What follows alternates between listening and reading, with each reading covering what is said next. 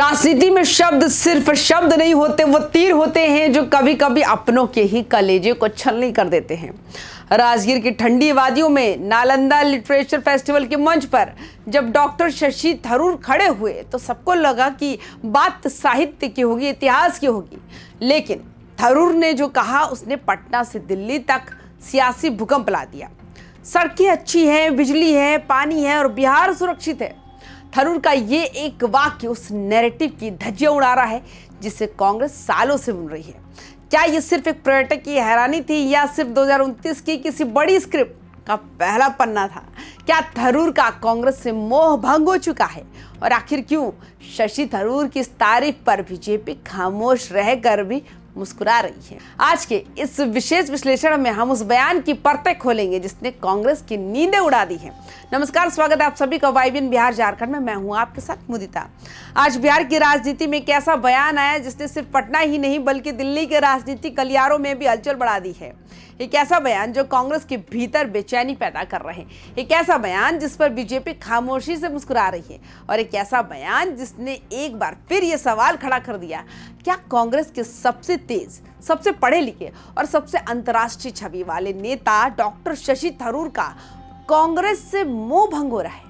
बिहार आए कांग्रेस सांसद शशि थरूर राजगीर पहुंचे, नालंदा लिटरेचर फेस्टिवल के मंच पर बोले, लेकिन उनकी बातों की गूंज सिर्फ साहित्य तक सीमित नहीं रही। उनके शब्द सीधे राजनीति के दिल में जाकर लगे। शशि थरूर ने खुले मन से कहा कि उन्होंने बिहार के बारे में पहले सुना था कि हालात अच्छे नहीं है, लेकिन अब सब कुछ बदल गया है। उन्होंने कहा कि सड़कें अच्छी हैं, बिजली है, पानी है, लोग रात में बाहर निकल रहे हैं, माहौल सुरक्षित लग रहा है। उनके शब्दों में कोई औपचारिकता नहीं थी, उनकी आवाज में कोई मजबूरी नहीं थी, बल्कि हैरानी थी, चकित होने का भाव था और सबसे बड़ी बात तारीफ थी। अब सवाल यह है कि शशि थरूर बिहार की तारीफ कर रहे थे या नीतीश कुमार की सरकार की? क्या यह सिर्फ एक साहित्यिक उत्सव में दिया गया सामान्य बयान था या इसके पीछे कोई बड़ा राजनीतिक संकेत छिपा है? क्योंकि हमें याद रखना चाहिए कि बिहार में जिस बदलाव की बात शशि थरूर कर रहे हैं वो बदलाव 2005 के बाद से शुरू हुआ माना जाता है और उस बदलाव का चेहरा है नीतीश कुमार। लगभग 17 साल तक कुछ अपवादों को छोड़ दे तो नीतीश कुमार ने बीजेपी के सहयोग से बिहार की सत्ता चलाई है। यानी जब शशि थरूर आज बिहार की सड़कों, बिजली, पानी और सुरक्षा की तारीफ कर रहे हैं तो कहीं ना कहीं वो उस शासन मॉडल की भी तारीफ कर रहे हैं जिसे बीजेपी और जेडीयू मिलकर चलाते रहे। यही बात कांग्रेस के भीतर सबसे ज्यादा खटक रही है। कांग्रेस के नेता खुलकर कुछ नहीं कह रहे हैं, लेकिन अंदर खाने सवाल पूछे जा रहे हैं। क्या शशि थरूर को यह नहीं पता कि बिहार में किसकी सरकार रही है? क्या ये सिर्फ शब्दों की चूक थी या फिर ये सोच समझ कर दिया गया बयान था? दरअसल शशि थरूर का ये बयान अचानक नहीं आया, ये एक लंबी श्रृंखला का हिस्सा लगता है। बीते कुछ समय में शशि थरूर कई मौके पर केंद्र सरकार की नीतियों की तारीफ कर चुके हैं, चाहे वो विदेश नीति की हो, भारत की वैश्विक छवि की हो या फिर कुछ प्रशासनिक फैसले की।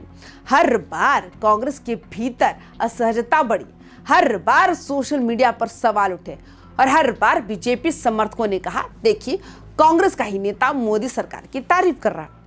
याद कीजिए, जब शशि थरूर को एक अंतर्राष्ट्रीय प्रतिनिधि मंडल में शामिल किया गया तब कांग्रेस के कुछ नेताओं ने इस पर आपत्ति जताई थी। तब भी चर्चा हुई थी क्या पार्टी नेतृत्व शशि थरूर से सहज है? शशि थरूर कांग्रेस के उन नेताओं में से हैं जो न तो पारंपरिक ढांचे में फिट होते हैं और न पूरी तरह से संगठन के कंट्रोल में दिखते हैं। वे अपनी बात खुद कहते हैं, वे अंतर्राष्ट्रीय मंचों पर सहज होते हैं, वे अंग्रेजी ही नहीं विचारों में भी धार रखते हैं। लेकिन कांग्रेस की राजनीति अक्सर उस नेता को पसंद नहीं करती जो लाइन से बिल्कुल अलग सोचता है। अब आइए वापस बिहार की तरफ चलते हैं।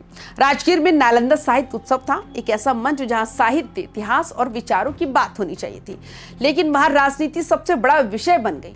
शशि थरूर ने नालंदा की विरासत की बात की। उन्होंने कहा कि नालंदा ज्ञान की स्थली रही। उन्होंने याद दिलाया कि 20 साल पहले जब राष्ट्रपति एपीजे अब्दुल कलाम ने नालंदा को पुनर्जीवित करने की बात कही थी तब उन्होंने इस पर लिखा था, उन्होंने ये भी कहा था कि नालंदा को 21वीं सदी के अनुरूप आगे ले जाना चाहिए और इसके लिए केंद्र और राज्य सरकार दोनों को मिलकर काम करना चाहिए।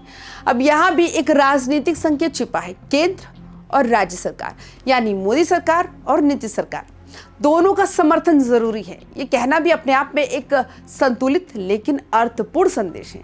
इसके बाद जब पत्रकारों ने उनसे सीधे सवाल किया कि बिहार में उन्हें क्या बदलाव दिखा, तो उन्होंने बिना हिचकिचाहट कहा, आजकल तो वाकई अच्छा लग रहा है। ये वाकई शब्द कांग्रेस की राजनीति में बहुत भारी पड़ रहा है, क्योंकि कांग्रेस का आधिकारिक नैरेटिव अब भी यही कहता है कि बीजेपी जेडीयू शासन में बिहार पिछड़ा है।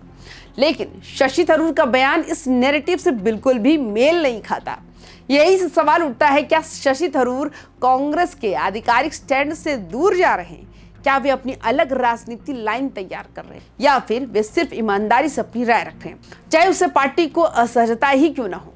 बीजेपी इस पूरे घटनाक्रम को बड़े ध्यान से देख रही है। बीजेपी ने कोई बयान तो नहीं दिया, कोई स्वागत तो नहीं किया, लेकिन खामोशी अपने आप में बहुत कुछ कह रही है।